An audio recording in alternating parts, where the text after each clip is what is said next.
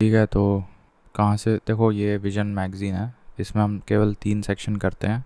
ये है आईआर करेंगे हम लोग, इंटरनेशनल रिलेशन, इकोनॉमी करेंगे और साइंस एंड टेक करेंगे। कहाँ गया ये? ठीक है, तो इतना करेंगे। करंट अफेयर्स के ज़्यादातर सवाल इधर से ही आते हैं।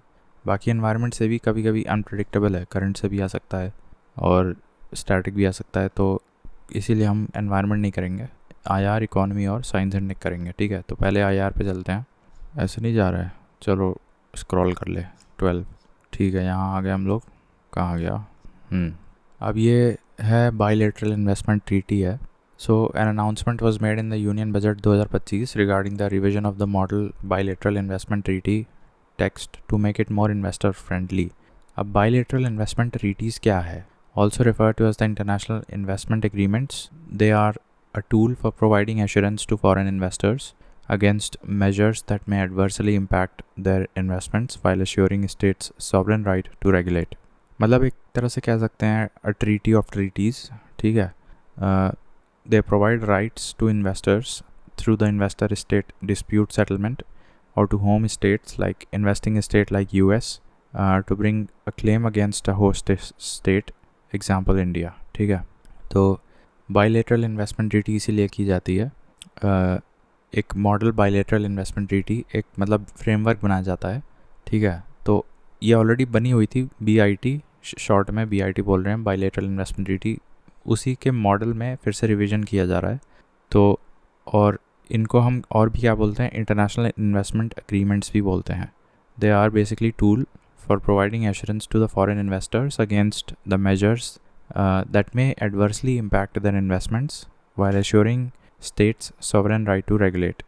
और यहाँ पे कौन से स्टेट की बात हो रही है? जिस country, I mean the destination state, the destination of foreign investment state. ठीक है, तो एक तरह से इन्वेस्टर्स के हित के लिए ये बनाया जाता है by the destination state.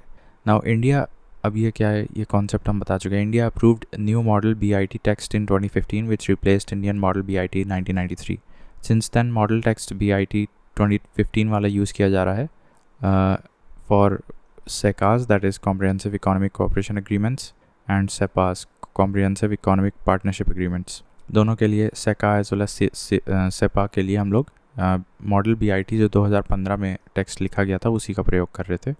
Even FTAs में भी हम इसी का इस्तेमाल कर रहे थे मॉडल का।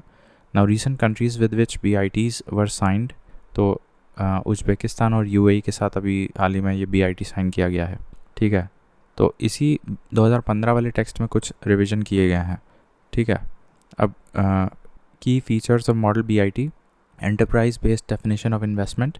It means an enterprise that has been constituted, organised and operated in good faith by an investor in accordance with the domestic laws of the country.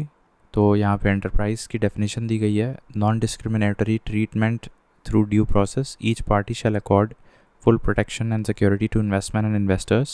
ठीक है, the national treatment, treating foreign investors at par with domestic companies, protection from expropriation, limits country's ability to dominate foreign investments in its territory। protection from expropriation भी है। इस शब्द का इस्तेमाल किस context में हो रहा है यहाँ पे ChatGPT से पूछना पड़ेगा। ये हम पूछते हैं, explain protection from expropriation। ChatGPT से हमने पूछा है और ये बोल रहा है कि expropriation in bilateral treaties means when one country takes property or assets owned by a person or company from other country. Usually this happens in international agreements called bilateral treaties between two countries to protect investors.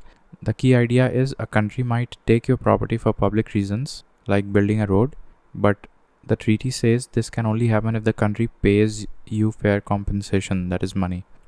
Also, it shouldn't be unfair or done without good reason. So expropriation rules in these treaties protect people and companies from losing their property unfairly when they invest in another country। अब जैसे कोई foreign company यहाँ पे जेवर में मान लो for example ज़मीन खरीद रहा है सेमीकंडक्टर प्लांट बनाने के लिए, तो उस ज़मीन, मान लो कि उत्तर प्रदेश सरकार, योगी जी को दिमाग में आए कि हम तो यहाँ पे कुछ और बनाएंगे, वेटलैंड बना देंगे, तो वो क्या करेंगे? एक्वायर कर लेंगे, नेशनलाइज कर देंगे उस ज़मीन को। तो इससे तो जो फॉरेन फर्म है फॉक्सकॉन, उसका तो ज़मीन गया, और उसको अगर प्रॉपर कॉम्पेंसेशन नहीं मिला तो फिर इन्वेस्टर्स खफा हो जाएंगे। तो वही है कि इन्वेस्टर्स को प्रोटेक्ट करने के लिए from expropriation so it limits the country's ability to dominate foreign investments and their assets in its own territory. Then exclusion of matters to preserve the regulatory authority, such as government procurement, taxation, subsidies, compulsory licenses and national security. इन सब चीज़ों में कुछ exclusivity या privileges में दिया जाएगा companies को, और कुछ एक्सक्लूशन ऑफ मैटर्स रखे जाएंगे to preserve the regulatory action by the authorities as well. Then investor state dispute settlement mechanism बनाया जाएगा. A foreign investor should first exhaust local remedies at least for a period of 5 years before going to ISTS mechanism. तो अब ये एक larger dispute settlement mechanism है, और इसमें BIT में जो टेक्स्ट लिखा है उसमें ये कहा गया है कि पहले 5 साल तुम सारे लोकल रेमेडीज़ अपना कोशिश कर लो, उसके बाद ही तुम ISDS मैकेनिज्म पे जाना. नाउ अब इसमें इशू क्या है कि it lacks clarity in terms such as investment, customary, international law, etc., leading to disputes and challenges in treaty interpretation by ISTS tribunal. Example, India has received 37 notice of dispute with 8 still active at various arbitration stages. And तो एक तो ये हो गया कि ambiguous terms हैं BIT में, such as investment की ठीक तरह से definition नहीं दी गई है, customary international law जैसे शब्दों की ठीक तरह से definition नहीं दी गई है. ठीक है, तो BIT में हमारे ये कुछ ambiguous terms हैं जो कि बाद में चल के डिस्प्यूट अराइज करते हैं. फिर mandatory waiting period to exhaust local remedies, ये मैंडेटरी नहीं होना चाहिए. Given India's overburden judiciary, this requirement को delay dispute resolution and increase legal uncertainties for investors. तो ये जो 5 साल लोकल रेमेडीज़ को एग्जॉस्ट करने वाली बात है, ये मैंडेटरी के लिख दी गई है, इसको मैंडेटरी नहीं रखना चाहिए. Restrictions on the jurisdiction of ISTS tribunal, they are barred from reviewing the merits of a decision made by the domestic court without defining the merits means. ठीक है, तो they are barred from reviewing the merits of a decision made by the domestic court without defining what merit means. All right, तो ISTS tribunal जो larger tribunal था वो जो है lower courts यानी लोकल रेमेडीज़ जो प्रदान करते हैं कोर्ट्स, उनके डिसीजन को रिव्यू नहीं कर सकता, ये बात है. Then limited rights to foreign investors due to following issues in model BIT. Exclusion of most favored nation provision and fair and equitable treatment standard, exclusion of tax related regulatory measures reduces investors' confidence. Tribunals cannot mandate policy changes restricting awards to monetary compensation. तो अब ये सब छोड़ो, थोड़ा technical होता जा रहा है. वे फॉरवर्ड यही है कि providing greater clarity of terminologies for states and investors and curbs arbitral discretion. Example, India UAE BIT specifically lists when state action will amount to a treaty violation instead of linking it to a terms like customary international law. ठीक है, वही चीज़ है जो मैंने बताया पहले point में. Then eliminating mandatory waiting period, ये भी हम बता चुके हैं, और greater clarity of ambiguous terms, including most favoured nation provision with appropriate qualifications to prevent treaty shopping while ensuring non-discrimination. तो मोस्ट फेवर्ड नेशन प्रोविज़न कौन कौन से देशों को दिया जाएगा, क्या क्वालिफिकेशंस होनी चाहिए मोस्ट फेवर्ड नेशन प्रोविज़न को प्राप्त करने के लिए, ये सब क्लियरली मैंशनड होना चाहिए. ठीक है, तो ये था हमारा BIT. अब ये देख लो मोस्ट फेवर्ड नेशन क्या होता है. It is a principle that requires countries to treat all of the country equally in international trade. Example, WTO MFN principle mandates equal trade treatment by extending any trade advantage granted to one WTO member to all others. और FET क्या होता है, fair and equitable treatment. It requires host states to provide minimum standards of treatment to foreign investors, protecting them from arbitrary or discriminatory action. तो जो minimum standards हैं वो तो देने चाहिए foreign investors को, protecting them from discriminatory actions और arbitrary actions. तो वो फिर आएगा FET में, fair and equitable treatment में. और ये most favored nation basically unlike the verbatim word present over here, it means something else. It means कि WTO में MFN principle mandates equal trade treatment by extending any trade advantage granted to one WTO member to all the others. तो अगर तुम किसी एक WTO member को तुम MFN status दे रहे हो तो तुम्हें और सभी को देना पड़ेगा, ऐसा बोला है यहाँ पे. ठीक है, तो ये हो गया. और यहाँ पे हम ये जो एक्सप्रोप्रिएशन वाली बात लिखी थी, ये भी प्रोटेक्शन फ्रॉम एक्सप्रोप्रिएशन, ये हमने ChatGPT से देखा था. ठीक, आगे बढ़ते हैं. ये ज़रा देख लें कितना टाइम लगा इसमें। ऑल राइट, अब इंडियन ओशियन रिम एसोसिएशन आयोरा, इसके बारे में देखते हैं क्या है ये। तो ये तो थोड़ा बहुत ऑलरेडी हमको पता है कि ये एक इंटर गवर्नमेंटल ऑर्गेनाइजेशन है, 1997 में बनाया गया था। Its vision originating during a visit by Nelson Mandela to India in the year 1995। ठीक है, ये बैकड्रॉप भी हमको पता चल गया। And its objective was to encourage regional cooperation and sustainable development within the Indian ocean region. और इसका सेक्रेटेरिएट मॉरिशस में है। और इसमें 23 मेंबर्स हैं एंड 12 डायलॉग पार्टनर्स हैं। नाउ आयोरा गवर्नेंस की अगर हम बात करें तो आयोरा काउंसिल ऑफ मिनिस्टर्स होता है एक इसमें, और एक ट्रॉयका होता है। तो एक आयोरा काउंसिल ऑफ मिनिस्टर्स होता है और एक ट्रॉयका होता है। अब IORA council of ministers is the highest decision making body comprising of the minister of foreign affairs of all the member states which meets annually. तो ये एनुअली मिलते हैं और इसमें फॉरेन मिनिस्टर्स सभी मेंबर कंट्रीज़ के कंप्राइज करते हैं काउंसिल ऑफ मिनिस्टर्स में। उसके बाद ट्रॉयका क्या होता है कि it is an institutional mechanism consisting of the current chair, जो देश प्रिसाइड कर रहा होगा वो, vice chair which is the future chair, and the past chair refer to as the previous chair in the charter of the IORA. तो इस पे सवाल बन सकता है कि आयोरा में ट्रॉयका मैकेनिज्म क्या होता है। अब तुम्हें कंफ्यूज करने के लिए स्टेटमेंट पलट सकता है। तो इसमें करंट चेयर होता है जो वो होता है, फिर वाइस चेयर होता है जो फ्यूचर में करने वाला होता है, और पास्ट चेयर होता है तुम्हारा जो प्रीवियस चेयर किया है आयोरा के समिट को, राइट। अब कुछ फ्लैगशिप प्रोजेक्ट्स हैं।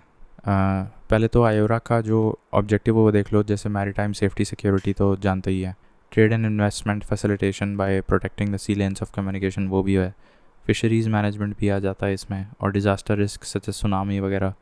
Academic science and technology cooperation भी होता है, जैसे वो क्या था, हम लोग सी बेड में इंटरनेशनल सी बेड अथॉरिटी जिसको मॉनिटर करता है, रेयर अर्थ मिनरल्स मिलते हैं ना, पॉलीमेटालिक नोड्यूल्स कुछ मिलता है ना सी बेड में, तो वो रिसर्च का एरिया हो गया, उसमें कोऑपरेशन करना ज़रूरी है। Tourism and cultural exchange, joint naval exercises भी होती हैं पैसिफिक में, ठीक है, इंडियन ओशन में। ब्लू इकॉनमी को प्रमोट करना और विमेंस इकोनॉमिक एम्पावरमेंट, ये सब इसके प्रायोरिटी एरियाज़ हैं। अब ये देख लो कि इसने क्या किया है। तो Indian Ocean Dialogue which was a track 1.5 forum launched in 2013 encouraging open dialogue among member states on key strategic issues in the Indian Ocean region। तो IOD एक ये कीवर्ड याद रखना है यहाँ पे, और ट्रैक 1.5 फोरम ये याद रखना है। IOD ट्रैक 1.5 फोरम ये बातचीत करने के लिए एक प्लेटफॉर्म बनाया गया था, ठीक। फिर IORA sustainable development programme introduced in 2014 for the least developed countries that require assistance and support to conduct projects। तो ISDP क्या है, ये भी आयोरा के अंतर्गत आता है। IORA sustainable development programme basically to assist the least developing countries, small island developing countries वगैरह जो इंडियन ओशन रीजन में हैं, ठीक है, उनकी मदद करने के लिए। तो हमने 2 फ्लैगशिप प्रोजेक्ट्स पढ़ लिए, ट्रैक 1.5 IOD और एक है ये ISDP। आयोरा के अंतर्गत ये 2 हमने प्रोग्राम्स देख लिए। उसके बाद सिग्निफिकेंस ऑफ आयोरा ब्लॉक क्या है, geo strategic and economic significance of Indian ocean region. देखो, Indian ocean transport 75% of global trade and 50% of daily oil consumption, and the intra IORA trade is around 800 billion 2022 में, 800 billion US dollars. तो ये देखो, इसका magnitude समझने की कोशिश करो कि geo strategic and economic significance है यहाँ पे। क्यों है? क्योंकि Indian ocean transport 75% of global trade, अच्छा, and 50% of daily oil consumption. तो ये ज़रा हम ChatGPT से पूछें तो Indian ocean transports 75% of global trade and 50% of daily oil consumption. The Indian Ocean is one of the busiest maritime trade routes in the world. It does carry a very large share of global trade, especially between Asia, Africa and the Middle East. The Indian Ocean region is critical for transporting oil, natural gas and other goods. 75% of global trade passing through the Indian Ocean sounds too high. Usually global trade is passed across multiple oceans and sea routes like the Pacific, Atlantic and the Indian Oceans combined. The Indian Ocean is very important but does not carry 3/4 of all the global trade. तो ChatGPT तो deny कर रहा है। 50% of daily oil consumption transported through Indian Ocean is more plausible because a significant portion of the world's oil from the Middle East to Asia, Europe and Africa passes through the key choke points like the Strait of Hormuz and the Strait of Malacca in the Indian Ocean. ठीक है, तो ये तो बात सही है, बाकी ये तो मुझे नहीं लग रहा ठीक है। फिर तो anyways we got to know the geostrategic and economic significance of the Indian Ocean region. Then challenges in other regional organizations, examples SARC and BIMSTEC, तो face their own challenges like political instability and stagnant negotiations etc. तो उस लिहाज में आयोरा जो इनकी basically defunct nature हो चुका है सार्क और बिम्स्टेक का, उस लिहाज में, नॉट बिम्स्टेक बट सार्क, ठीक है, उस लिहाज में आयोरा एक तरह से न्यू स्पिरिट को इग्नाइट कर रहा है। नाउ सेफ स्पेस की बात करें, IORA is a less contentious space for India and other countries of the region that wish to keep out of big power rivalries. Example the quad is US led along with military allies Australia and Japan, जबकि IORA में ऐसा कोई नहीं है। IORA is less contentious space unlike quad या unlike NATO etcetera, ठीक है। वहाँ पे आयोरा में कोई पावर पॉलिटिक्स या पावर प्ले, अलायंस फॉर्मेशन या आइडियोलॉजिकल एफिलिएशन जैसा कोई एजेंडा नहीं होता है। फिर मैरीटाइम सिक्योरिटी की बात करो तो IORA upholds the United Nations convention on the law of the sea principles, basically UNCLOS को फॉलो करता है आयोरा, उसको प्रमोट भी करता है, and organises regular workshops on cooperation on maritime security. लेकिन फिर भी कुछ इश्यूज़ हैं आयोरा के साथ, जैसे फंडिंग कंस्ट्रेंट्स हैं, IORA's funds are insufficient to support its growing areas of engagement, competition with other regional bodies like BIMSTEC, फिर इंडियन ओशन नेवल सिम्पोजियम, ये एक नया आ गया है, IONS, further dilutes focus and resource. तो ये पॉइंट अच्छा है कि competition with other regional bodies like BIMSTEC and Indian Ocean Naval Symposium dilutes focus. Then institutional weakness है, the secretariat in Mauritius has limited staff and insufficient technological integration. फिर तो ये जो सेक्रेटेरिएट है मॉरिशस में, यहाँ पे टेक्नोलॉजिकल इंटीग्रेशन बहुत कम है। जियोपॉलिटिकल टेंशन्स हैं, जैसे rivalries like India Pakistan tensions, Russia Ukraine, China's involvement through the belt and road initiative complicate cooperative dialogue among members and partners, ठीक है। अदर इशूज़, क्योंकि ये बेल्ट एंड रोड इनिशिएटिव कुछ देश इसके हित में है विच आर पार्ट ऑफ आयोरा, और कुछ लोग बेल्ट एंड रोड इनिशिएटिव के अगेंस्ट हैं, तो अलग अलग ओपिनियंस हैं जिसके तहत कोऑपरेटिव डायलॉग थोड़ा मुश्किल होता है। अदर इश्यूज़ देखो तो lack of private sector engagement in policy making and funding contributions, कम है प्राइवेट सेक्टर की तरफ से, non transparent investments and unsustainable debt, economic disparities among members, maritime security concerns in the Indian ocean region like the piracy of the horn of Africa, Houthi attacks etcetera, ये सब भी concern है, challenges हैं, ठीक है। तो while aligning Iora's goals with the India's Sagar, that is security and growth for all in the region vision, आयोरा के जो गोल्स हैं वो इंडिया के सागर इनिशिएटिव से मिलते हैं। इंडिया अगर इम्प्लीमेंट कर ले जाता है सागर विजन के जो ऑब्जेक्टिव्स हैं आयोरा के माध्यम से अगर कर ले जाता है, तो India can utilise its chairmanship to promote regional stability and development, to ensure Iora's long-term viability. Sustainable funding can be secured through seed funding, PPP, and industry engagement. Further, institutional capacity can be enhanced through visibility, high-level summits, and member state alignment, along with strengthening maritime security through reinforced security frameworks and naval cooperation. तो sustainable funding के बारे में बात की गई है through seed funding, PPP and industry engagement. बाकी institutional capacity enhancement की बात की गई है, जो मॉरिशस में सेक्रेटेरिएट काफ़ी इनएफिशिएंट है, उसको इम्प्रूव करने की बात लिख सकते हैं। तो ये हो गया आयोरा के बारे में। अच्छा, आयोरा में कौन कौन से मेंबर्स हैं ये तो देख लो। तो ये जो लिखा हुआ है देख लो, जैसे यहाँ पे UAE है, यूनाइटेड अरब अमीराट्स है, रशिया है, ठीक है। यहाँ पे देखो एस्ट्रिक जो लगा हुआ है, they are the dialogue partners, but जिनके आगे एस्ट्रिक नहीं लगा है वो एक्चुअल मेंबर्स हैं। तो एटलीस्ट डायलॉग पार्टनर्स देख लो कौन से हैं। Germany is a dialogue partner, Russia dialogue partner है, चाइना जापान डायलॉग पार्टनर है, साउथ कोरिया भी डायलॉग पार्टनर है। तो ये तीनों तो एक साथ देख लो, चाइना जापान और साउथ कोरिया ये तीनों डायलॉग पार्टनर है। फिर रशिया और जर्मनी ये दोनों भी डायलॉग पार्टनर है। अब UK, France, Italy and Turkey ये भी तुम्हारे चारों डायलॉग पार्टनर है।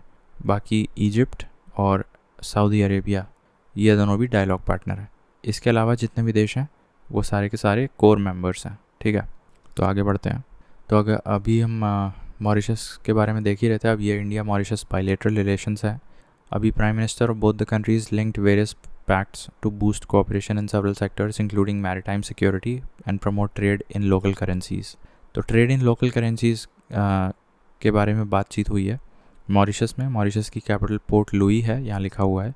और physiographically it is part of the Mascarene islands and volcanic island है Mascarene islands and almost entirely surrounded by coral reefs. Chagos archipelago is disputed territory with UK, but I think UK has given back the sovereignty of Chagos archipelago to Mauritius. Recently, US has approved the UK's plan to hand over the Chagos Islands to Mauritius.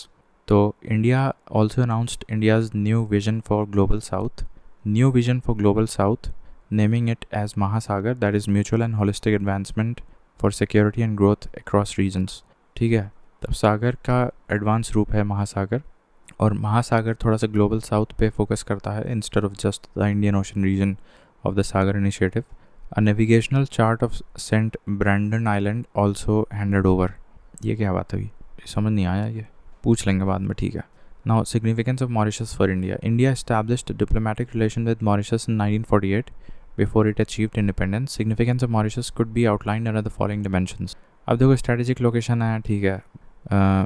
यहाँ पे China का rising influence को हम लोग counter कर सकते हैं. It helps India tackle piracy, terrorism, trafficking and illegal fishing वगैरह भी हम लोग रोक सकते हैं अगर हमारा मॉरिशस जैसी स्ट्रेटेजिक लोकेशन पे कुछ अपना मैकेनिज्म या फ्रेमवर्क सिक्योरिटी डेवलप करें तब. देन जियोपॉलिटिकल इंपॉर्टेंस क्या है कि Mauritius is at the heart of the growing global interest from China, Europe, Gulf nations and others. It is known as the star and key of the Indian Ocean. ठीक है, तो Europe और China वगैरह के लिए काफ़ी ये important जगह है जियोपॉलिटिकली. मैरीटाइम सिक्योरिटी पार्टनर के बारे में देखो तो Mauritius is the key to India's efforts to secure the Indian Ocean. It is part of the Colombo Security Conclave alongside India, Sri Lanka, Maldives and Bangladesh. अब देखो Colombo Security Conclave क्या है, एक तरह से ये 4 देशों की समिट है, और ये 4 देश जो कोलंबो सिक्योरिटी कॉन्क्लेव में हिस्सेदारी करते हैं वो basically security of Indian ocean के ही इर्द गिर्द बात होती है. India has developed infrastructure on Mauritius Agalega island to set up coastal radar stations and provided access to its naval information fusion centre. तो सेटअप इंडिया ने क्या किया है, यहाँ पे रेडार स्टेशंस लगाए हैं एल्गालेगा अगालेगा आइलैंड पे, और मॉरिशस को भी बेसिकली यहाँ पे एक नेवल इंफॉर्मेशन फ्यूजन सेंटर भी बनाया है मॉरिशस में. ठीक है, तो इस तरह से हमारा मैरीटाइम सिक्योरिटी पार्टनर के रूप में भी मॉरिशस इंपॉर्टेंट हो जाता है. एयर स्पेस कोऑपरेशन की बात करें तो India inaugurated a new airstrip and jetty on the Agalega island of Mauritius. With this upgrade on the existing 800-meter airstrip into a full-length airfield, India can station and deploy these large carriers directly on the island, providing security in the region. As part of the ये जो African Continental Free Trade Area है, Mauritius serves as a key gateway for India's trade and investment in Africa. ठीक है, ये line लिखने की ज़रूरत नहीं है, बस ये लिख लो कि मॉरिशस एक तरह से हमारे इनडायरेक्टली इन्वेस्टमेंट इन अफ्रीका तक भी पहुंचा सकता है. Business and economic gateway to Africa. Owing to India-Mauritius double taxation avoidance agreement, it is a major route for investment into India and a platform for Indian businesses entering Africa. ठीक है, तो ये सारी benefits हैं, लेकिन challenges क्या हैं? So trade and taxation agreements. जैसे Mauritius has sought amendments to its trade and taxation agreements with India to restore its position as a preferred investment conduit. ये देखो कि since 2016 treaty revision, FDI inflows from Mauritius to India have sharply declined. Mauritius is seeking parity with Singapore and positions itself as a gateway for Indian investors targeting African markets. तो ये trade and taxation agreements में Mauritius has sought amendments to its trade and taxation agreements with India to restore its position as a preferred investment conduit. ये बात मुझे समझ नहीं आई, ज़रा अगर हम यहाँ लिखें, Mauritius has sought amendments to its trade and taxation agreements with India to restore its position as a preferred investment conduit. तो ChatGPT ने बता दिया कि ये बेसिकली मॉरिशस अपना जो DTAA प्रिविलेज था उसको और एम्पलीफाई या और एट पार विद सिंगापुर ले आना चाह रहा है. It's a deal between the two countries like India and Mauritius to make sure people or companies don't pay twice on the same income in both the countries. Mauritius became a popular place for investors to route money into India. because of its DTAA with India, which offered tax benefits, especially on capital gains tax. Recently, India changed its tax rules to reduce some of these benefits, so Mauritius lost some of its preferred status for investment into India. Now, Mauritius wants to amend the trade and the tax agreements with India to get back those tax benefits and be attractive again as an investment route. So yes, when Mauritius talks about amendments to its trade and tax agreements, it's largely about restoring the DTAA privileges that made it a favored investment hub for funds going into India. ठीक है, तो वही चीज़ है, अपना DTAA privilege वापस पाना चाह रहा है. फिर और चैलेंज क्या है कि China's growing influence. China has funded major infrastructure projects including airport terminal, Bagatelle dam, a sports complex and a cruise ship terminal. ये सारा कुछ ये मॉरिशस में बना रखा है. और एथनिक पर्सपेक्टिव से देखें तो with a diverse population including Indian origin, African and European communities, India has to engage all groups to maintain balanced relation with Mauritius. ये भी एक एथनिक चैलेंज भी है. ड्रग ट्रैफिकिंग की बात करें तो Mauritius has become a drug trafficking hub posing a risk to India's maritime interests. And environmental risk की बात करें, Mauritius faces climate challenges like rising sea levels, cyclones and coastal degradation. Now, India's role as a leading development partner and first responder in times of crisis has reinforced its image as a reliable and supportive friend.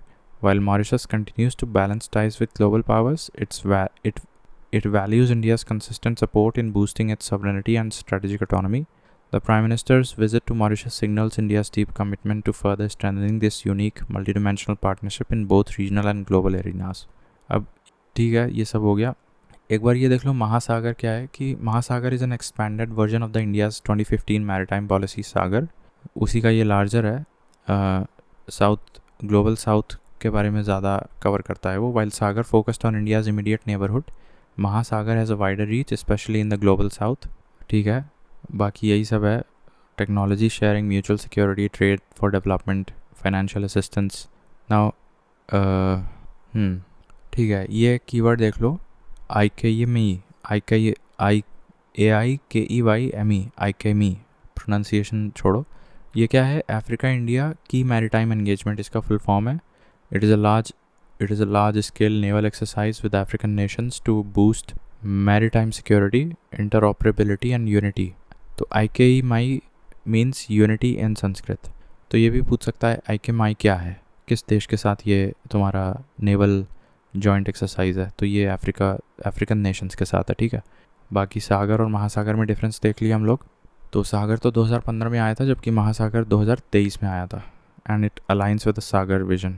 It is a by-annual initiative that brings together naval leaders and maritime officials from Bangladesh, Comoros, Kenya, Madagascar, Maldives, Mauritius, Mozambique, Seychelles, Sri Lanka and Tanzania. ठीक है, तो यहाँ पे देखो Mozambique और Tanzania दो unique African countries देखने को मिल रही है. Actually not Mozambique, Tanzania. तो माडागास्कर और मोजाम्बिक हैं यहाँ पे, मालदीव्स, मॉरिशस भी हैं, और Sri Lanka, Tanzania, Bangladesh, Comoros, Seychelles भी है. ठीक है, अब इंडिया न्यूजीलैंड रिलेशन से हम लोग अगले में देखते हैं. ठीक है, तो ये हम यहाँ तक कर लिए थे. अब इंडिया न्यूजीलैंड रिलेशंस थोड़ा सा देख लेते हैं ब्रीफ में. Prime Minister of New Zealand visited India on an official 5-day visit, और New Zealand joined the Indo-Pacific Oceans Initiative, ये एक नया आ गया, IPOI, and becomes member of Coalition for Disaster Resilient Infrastructure, जो कि एक इंडियन इनिशिएटिव है ग्लोबल लेवल पे. तो IPOI भले भूल जाओ, Indo-Pacific Oceans Initiative ये ज़रूर याद रखो. CDRI ये ज़्यादा इंपॉर्टेंट बॉडी है. इसमें ऑस्ट्रेलिया ने अपनी हिस्सेदारी ज्वाइन कर ली है. And launch of negotiations on free trade agreement for an arrangement facilitating the mobility of professionals and skilled workers.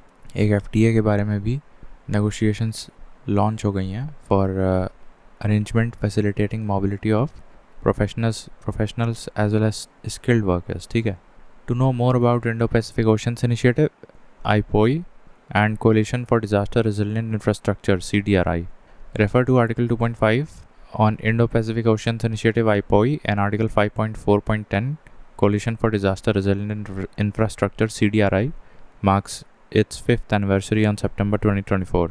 Monthly Current Affairs magazine. ठीक है, तो एक आईपोई इनिशिएटिव हम देख लेते हैं, और एक CDRI। ग्लोबल लेवल पे अगर कुछ भी पूछेगा तो ये दोनों लिखा जा सकता है, इंडिया का कंट्रीब्यूशन। ठीक है, खैर वापस आते हैं इंडिया न्यूजीलैंड पे। तो बायलैटरल ट्रेड के बारे में देख लो तो India New Zealand trade total 1.75 billion, with India having a trade surplus of 0.07 billion US dollar, जो कि बहुत ज़्यादा तो नहीं है बट स्टिल ट्रेड सरप्लस है तो ठीक है। एक बात ये यहाँ से पता चलती है, न्यूजीलैंड एक्सपोर्ट्स टू इंडिया क्या क्या बेचता है। देखो, ऊन बेचता है और एल्यूमिनियम बेचता है इंडिया को, और फ्रूट एंड नट्स बेचता है, आयरन एंड स्टील बेचता है, एल्यूमिनियम भी बेचता है। जबकि इंडिया क्या एक्सपोर्ट करता है, फार्मास्यूटिकल्स और मैकेनिकल मशीनरी और textiles, pearls and precious stones, ये सब एक्सपोर्ट करता है। Pharmaceuticals, textiles, pearls, precious stones New Zealand को एक्सपोर्ट करता है। ठीक है, तो ये तो ट्रेड हो गया। डिफेंस की बात करो तो both countries navies are working together in combined task force 150 for maritime security in the Indian Ocean. ठीक है, अब ये कंबाइंड टास्क फोर्स 150 क्या है, ये ज़रा ChatGPT से पूछ लो। सो कंबाइंड टास्क फोर्स 150, और in short CTF 150, is an international naval coalition established to promote security and stability in key maritime regions. It's a group made up of ships and personnel from many different countries working together. Their main job is to patrol and secure the waters in areas like the Indian Ocean, Gulf of Aden, Red Sea, and parts of Arabian Sea. They focus on stopping illegal activities such as piracy, smuggling, terrorism, and trafficking on the seas. CTF 150 helps keep these important shipping routes safe for global trade and energy supplies. It's part of the bigger effort called Combined Maritime Forces, which supports peace and security in those vital waterways. So CTF 150 is part of the bigger initiative called CMF, that is Combined Maritime Forces. ठीक है, CTF is CMF is the brainchild of CTF is the brainchild of CMF. Anyways, so both countries' navies are working together in the Combined Task Force 150 for maritime security in the Indian Ocean region. इसके अलावा mutual support on multilateral forums, जैसे both advocate the need for UN reforms, including the Security Council, through expansion in its membership to make it more representative, credible and effective. New Zealand supports India's candidature for permanent membership in a reformed UN Security Council. ये बहुत important point है। और areas of strategic alignment की बात करें, both countries share common stance with respect to nuclear disarmament, non proliferation, anti terrorism, advocating for concrete actions against UN proscribed terrorist organizations, open, inclusive, stable and prosperous Indo-Pacific, upholding rule-based international order and China's growing influence in the Indo-Pacific। तो जो common strategic alignment है दोनों देशों का, एक तो China's growing influence in the Indo Pacific region, ये हो गया। दूसरी चीज़, न्यूजीलैंड भी ये प्रमोट करता है कि इंडिया को अब परमानेंट मेंबरशिप दे देनी चाहिए UNSC में, और nuclear disarmament and non proliferation as well as anti terrorism को न्यूजीलैंड भी प्रमोट करता है। तो इस लिहाज से दोनों स्ट्रेटेजिकली अलाइंड है, मिसअलाइंड नहीं है, अलाइंड है। ठीक है, नाउ ठीक है, New Zealand identified India as a priority country in its 2011 opening doors to India policy. अब ये सब छोड़ो, पुरानी बात। फिर safety and contribution of Indian diaspora, India is the largest source of skilled migrants and second largest source of international students in New Zealand. अगर हम लोग न्यूजीलैंड की बात करें तो largest source of skilled migrants, New Zealand में सबसे ज़्यादा स्किल्ड माइग्रेंट्स इंडिया से आते हैं, और second largest source of international students भी इंडिया से जाते हैं वहाँ पढ़ने, second largest overall in the world. Then green energy partnership की बात करें तो New Zealand became a member of the India led international solar alliance in 2024। तो ये भी एक अच्छा पॉइंट लिख सकते हो। क्लोज स्पोर्टिंग लिंक्स की बात करो तो स्पोर्टिंग यूनिटी इवेंट्स, अब ये सब छोड़ो, स्पोर्ट्स हटाओ। अब चैलेंजेस क्या हैं बायलैटरल रिलेशंस में, तो देखो फ्री ट्रेड एग्रीमेंट में बहुत लंबा समय लग जाता है। Despite 10 negotiation rounds between 2010 to 2015, the India-New Zealand FTA remained stalled due to structural economic differences, particularly over dairy exports and agricultural tariffs. तो 10 negotiation rounds हो चुके थे 2010 से 15 के बीच, 5 साल में, तब भी हमारा और न्यूजीलैंड का FTA नहीं साइन हो पाया। पर्टिकुलरली बैरियर्स बन रहे थे डेयरी एक्सपोर्ट्स को लेके और एग्रीकल्चरल टैरिफ्स को लेके। India's dairy industry expresses concern over potential disruption from New Zealand's milk producers as FTA discussions could open the sector to foreign competition impacting domestic prices of milk. सही बात है.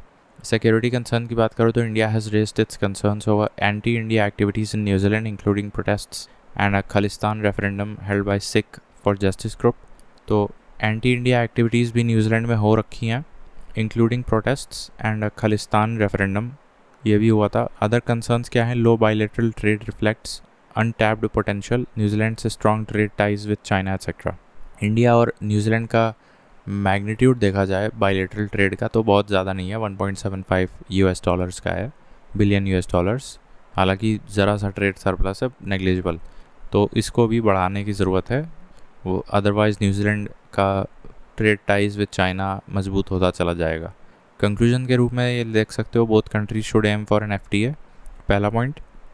दूसरा providing reciprocal benefits. दूसरा point ये है कि establishing a bilateral task force can help in addressing sensitive issues like separatist movements while ensuring respect for democratic freedoms and lawful protests.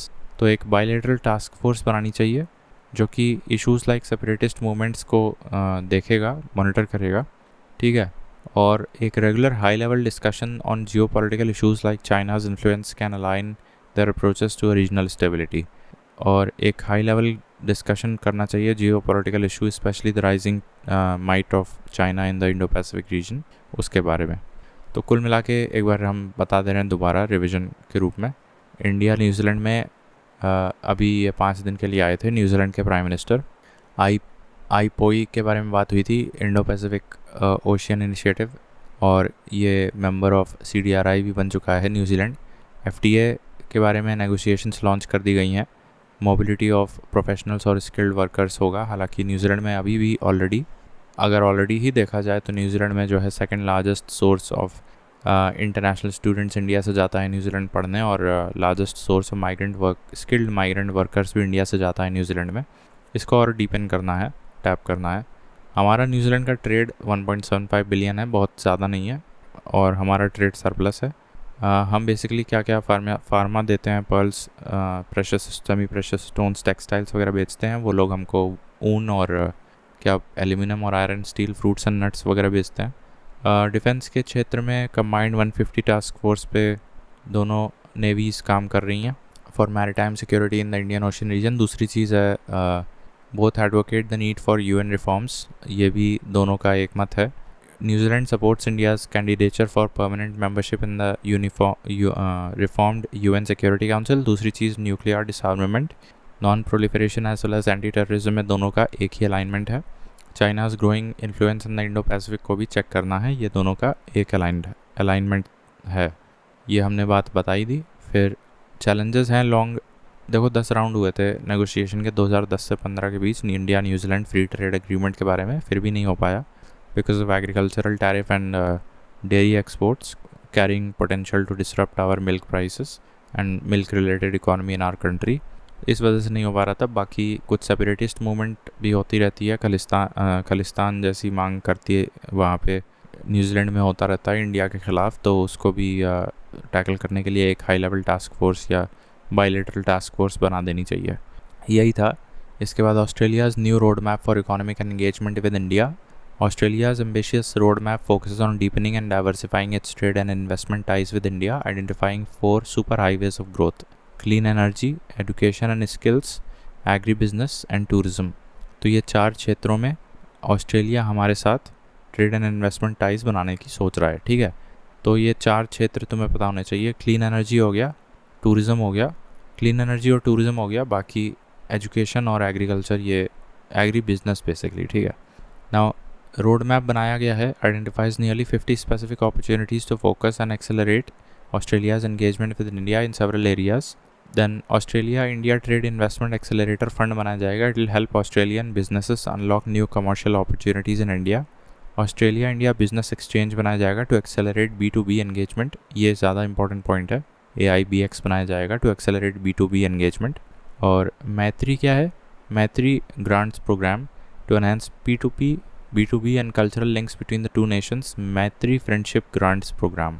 अच्छा, तो व्हाट इज़ अ मैत्री प्रोग्राम? ये ChatGPT से पूछो. तो the Maitri program between India and Australia is a defence cooperation initiative aimed at strengthening the military partnership between the two countries. This program involves joint military exercises, training, and sharing knowledge between India and Australian armed forces. अच्छा, the goal is to build trust and improve coordination to ensure peace and stability in the Indo-Pacific region. Are you sure? एक बार इसको confirm कर लेना. बाकी highlights of road map में ये important है. 4 क्षेत्र मैंने बताया, clean energy, tourism, agri business और एजुकेशन स्किल्स. बाकी AIBX बनाया जाएगा, Australia India business exchange, to accelerate B2B engagement, और एक इन्वेस्टमेंट एक्सेलरेटर फंड बनाया जाएगा ऑस्ट्रेलिया इंडिया ट्रेड के लिए. ठीक है, अब ये सब पुरानी बातें हैं. 2021 कैसे इवॉल्व हुआ है ये सब. हाँ, डिफेंस कोऑपरेशन देख लो. इसमें mutual logistics support arrangement and ये सब एक्सरसाइजेज जो होती हैं, ऑस्ट्रा हिंद हो गया, ऑस इंडेक्स हो गया, पिच ब्लैक. इसमें पिच ब्लैक इंपॉर्टेंट है. These are joint military exercise between the two countries. तो pitch black is a military exercise, AUSINDEX and AustraHind ये सब मिलिट्री एक्सरसाइज है. ठीक है, और मैत्री भी है. मैत्री का देख लेना, शायद नेवल है कि क्या है. फिर ये 5 आइज़ इंटेलिजेंस अलायंस एक है.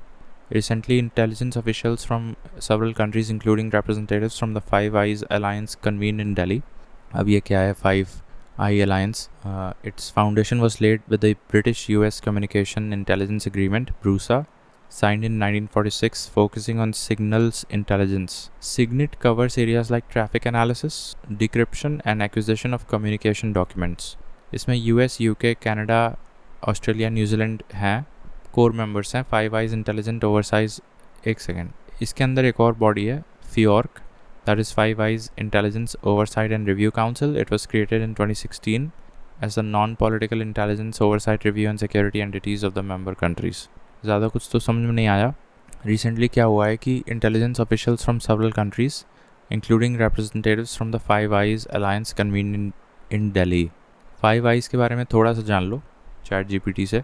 So the Five Eyes is an intelligence alliance between the 5 English-speaking countries like the United States, United Kingdom, Canada, Australia, and the New Zealand. They share secret intelligence, especially signals and electronic spying to enhance their national security. Originating during the World War II, this partnership helps them monitor threats worldwide and cooperate on issues like terrorism, cybercrime, and espionage.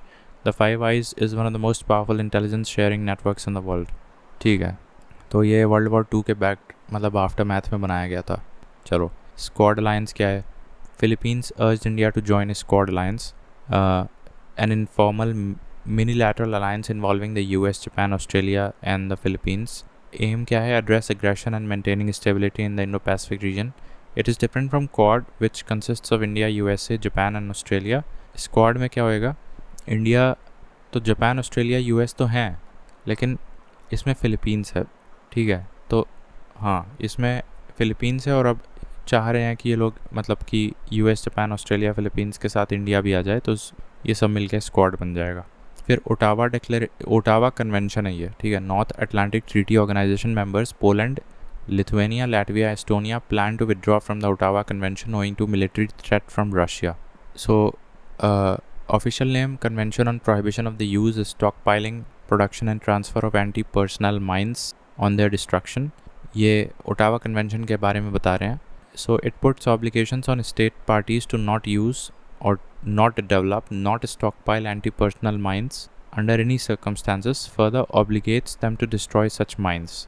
Adopted at Oslo 1997, signed at Ottawa, opened for signature from 97 to 99 and forced in 1999. India is not a signatory of that. अभी इसमें 133 हैं member Nations और इसमें depository के रूप में secretary general of the United Nations होता है. Let's read a little more about that. Ottawa convention क्या है? So the Ottawa convention, also called the mine ban treaty, is an international agreement that aims to eliminate the use, production, and stockpiling of anti-personnel landmines.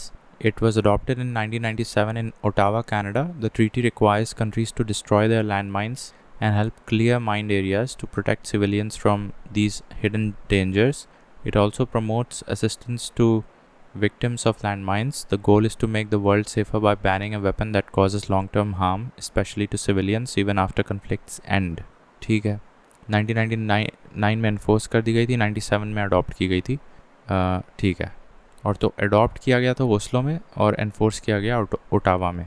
तो basically Poland, Lithuania, Latvia and Estonia they are planning to withdraw from Ottawa convention owing to military threat from Russia. ये basically news में इसलिए था। Then राइसिनिया dialogue हुआ था 2025 new Delhi में। इसमें hosted by observer researcher foundation, ये याद रखना है, with the ministry of external affairs, government of India. तो इसमें क्या हुआ था देखो, representatives from about 125 countries including ministers, heads of states and governments, academicians, think tanks, youth etcetera आए थे। इसका जो थीम था काल चक्र, याद रखना है, people, peace and planet. Discussions focused on 6 thematic pillars like green trilemma, digital planet etcetera. ठीक है, तो ग्रीन ट्राइलेमा के बारे में देख लेना क्या है, और काल चक्र याद रखना, पीपल, प्लानट, पीस, ये इसकी थीम थी। बाकी ग्रीन ट्राइलेमा क्या होता है ये देख लेना ज़रा। So the green trilemma refers to the challenge of balancing 3 important goals in energy and environmental policy: energy security, environmental sustainability, energy affordability. ये 3 ट्राइलेमाज होते हैं। सो एनर्जी सिक्योरिटी में होता है कि making sure that there is a reliable and continuous supply of energy, that is energy security. Then environmental sustainability requires reducing pollution and protecting the planet, or energy affordability, keeping energy prices low and accessible for all. ये तीनों आपस में एक दूसरे को against हैं basically, इसीलिए ये ट्राइलेमा बना देते हैं। The trilemma highlights that achieving all three perfectly at the same time is very difficult. Often improving one area can make the others harder to achieve. For example, going green might raise costs of or affect energy supply stability. It is about finding the right balance. तो यही चीज़ है green trilemma. इसके बारे में बात हुई थी अभी, जो राइसिनिया डायलॉग हुआ न्यू दिल्ली में। कौन इसमें hosted by observer researcher foundation याद रखना है, और इसका थीम याद रखना है काला चक्र, और 6 पिलर्स पे बात हुई थी यहाँ पे, जिसमें से ग्रीन ट्राइलेमा भी एक था। ठीक है, तो ये इंटरनेशनल रिलेशन हो गया। अब अगले में इकोनॉमी देखेंगे।